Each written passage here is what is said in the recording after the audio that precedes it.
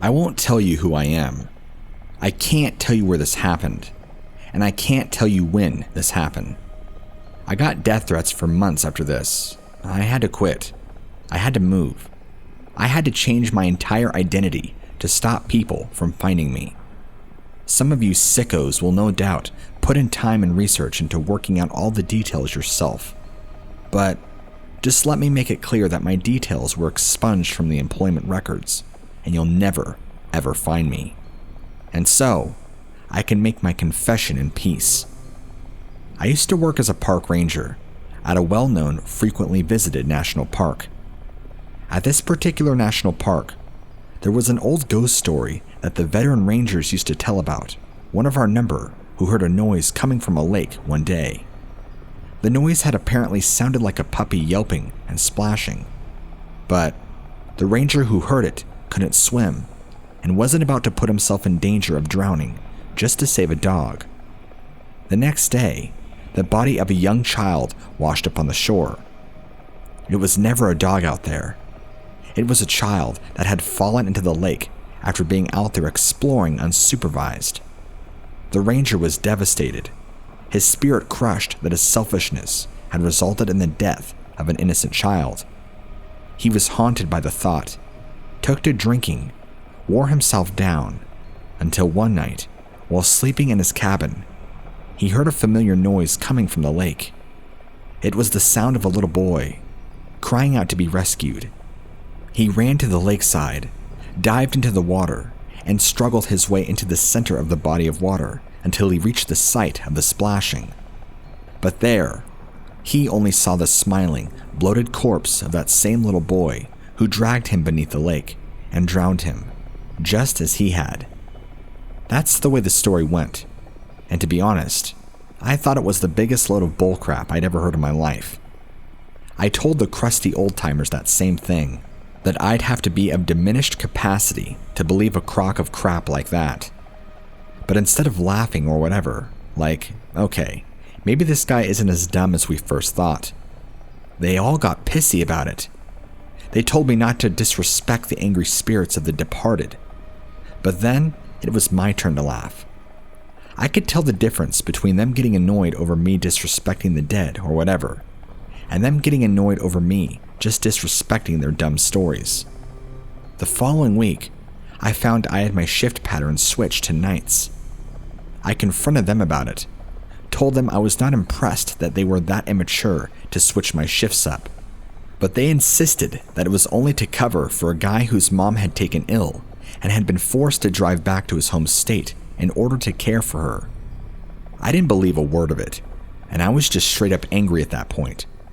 Angry that a pair of grown men would lie about something like, basically just to gaslight me. But I didn't want to show them how frustrated I was. I just take their crap on the chin, so to speak, and not give them the satisfaction. So, the first night I'm there in the lakeside cabin, I'm settling in to prepare for a long night of utter boredom, brewing coffee, and playing dumb games on the phone, when I hear something from outside the cabin. I put down my phone, get up, and walk over to the door to open it so I could listen out for what it is. But I recognize it instantly. It's the sound of splashing, coupled with the sound of a child crying out for help between spluttered breaths. Haha, dickheads, very funny. I remember shouting out into the darkness. Think you could scare me with your dumb stories? Well, I didn't believe in them, and I don't believe you now. Try it with someone with an IQ as low as yours.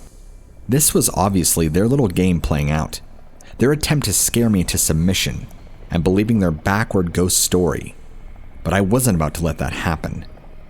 I went back inside, slamming the door shut and jamming my AirPods in on full volume to block out the noise.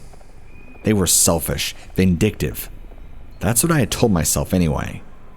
But apparently not determined enough to keep playing that sound from whatever speaker system they'd set up around the cabin.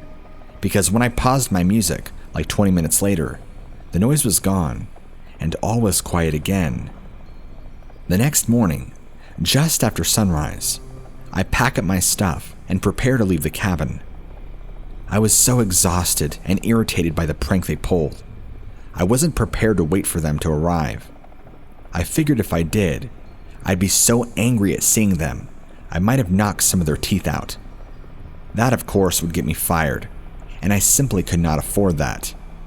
Not with the economy in the state that it was. But as I'm walking to my truck, something catches my eye from the lakeside. Something small and sodden that the gentle waves of the lake lapped against. I turned to look and saw what it was, and when I did, I dropped my bag in pure horror and disbelief at what I was staring at. It was the body of a child, face down in the dirt. I pulled up my phone, dialed 911, and basically screamed at the operator for an ambulance to get out to the place I was based at. They had to send a helicopter in the end, but before it showed up, the two crusty old rangers rolled up in their truck, and their eyeballs almost fell out of their head when they saw me trying to perform CPR on the dead kid. I tried, and tried, and I tried, but he was gone, long gone, and it was all my fault. I ended up word vomiting about what happened the night before, telling them everything, how I thought the whole thing was a part of a prank, part of the punishment for not believing their story. They claimed to have no idea what I was talking about, which angered me even more. But when they asked me why I didn't help the kid, I flipped. I rushed one of the older guys, tackled him, and beat the living hell out of him before I was dragged off and talked back down to earth. But I couldn't ever really calm down, not until the chopper arrived and put that kid's body on a stretcher. The paramedics seemed furious that there was no one to save. I remember one of them explicitly shouting over the din of the rotor blades that the kid's been dead for hours when they took off, and I drove back to go on indefinite paid leave. I thought that might have been the end of it, and that I'd have the time and space to get over what happened. But I didn't have time. Someone leaked information on what had happened. I don't know if it was that old-timer I decked, the other ranger, or the paramedics. But somehow, someone got a hold of my contact details, and the threatening calls began.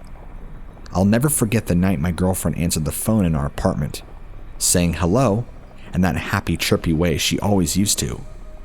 I watched as her face went from all smiley to neutral to downright horrified. It was the first of many death threats, the first of many, many calls, handwritten letters and emails that told me I was an awful person, that I didn't deserve to live, that I was dead to the world the night I let that poor, innocent young boy drown in the lake, when his lungs filled with water and the death spasms racked body. He wasn't the only one to die. I died too. Needless to say, she wasn't my girlfriend for much longer, and I don't even blame her. There aren't many people who could handle that kind of abuse, and I only got through it myself by the skin of my teeth. And so, that led me to where I am today. I live alone, in a state far, far away from that national park where I allowed a child to drown. I legally changed my name, changed my entire look, so no one from my old life would be able to recognize me. I went through an intense period of transformation. The old me is a ghost, as good as dead, dust in the wind, and no one will ever find me. No one.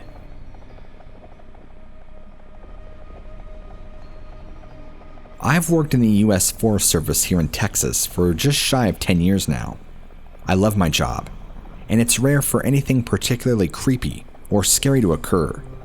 But, having worked for this job for so long, I do have my fair share of stories I can share that might just make the hairs on the back of your neck stand on end. For example, we sometimes get jaguars hunting in the forest here, a particularly scary big cat, and that's because of what they do with their prey once they're caught and subdued. So, just picture the scene. You're walking through the trees on some bright sunny day, when all of a sudden, you start to smell something rotten. You look around, but there's nothing to be seen. Just a picturesque view of the pines and the sound of birdsong floating through the green. Then, something hits the top of your head. Something wet. You place a hand on the top of your head, feeling something cold and slimy dribbling through your hair. You bring your hand down to see what it is, hoping it's not bird crap, only it's something way worse. It's blood. You look up, and hanging up in a tree, just a few feet above your head, is the mutilated, half-eaten corpse of an animal. Guts torn out, skin shredded, face half-eaten with hooves or paws missing, with broken pieces of bone protruding from cracked limbs. It seems utterly bizarre, but the jaguar has good reason for doing all this heavy lifting. If the jaguar does not bother to hoist its kill into the tree, it risks losing its meal to other more ground-based predators or scavengers. Creepy, yeah, but that kind of natural world stuff is nothing compared to some of the other stuff I've encountered during my time in the Forest Service. So, this other time, I'm on a routine walkthrough on some of the trails to make sure all the directional signs and information markers for tourists are all in order. There's a large rock protrusion about 100 meters off this trail, like this big sandstone boulder that juts out of the earth, that is kind of like a shallow cave carved out on one side, that had been worn away from thousands of years of wind erosion. As I get close, I see a guy in what I first thought was camouflage hunting gear, hanging around the entrance. I call out to him, just some friendly greeting, nothing threatening, and he turns to look at me. Only he doesn't say a word. He just runs off through the trees. I start getting worried about what he was doing in the cave, terrified he's left a body or something there. And honestly, I thank God he hadn't. But it seems like he did leave something behind.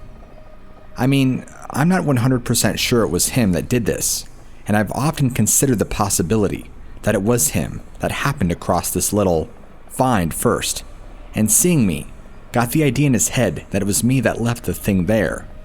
He got that idea into his head, saw me, and freaked. But when I walked into that little cave and shined my flashlight around, I saw something that would completely explain why he was so quick to run away, whatever his motivations were doing so.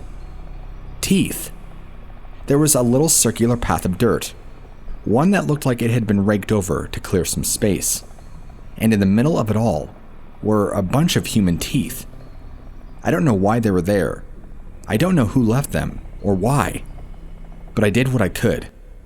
I gathered them into a little plastic bag I had on me that I had previously contained my lunch, and took them down to the nearest police station, giving a little description of the guy that I had seen run away from the cave.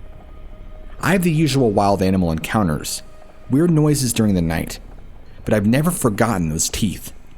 I have no explanation to offer up at all, but it certainly does make for a good little campfire story.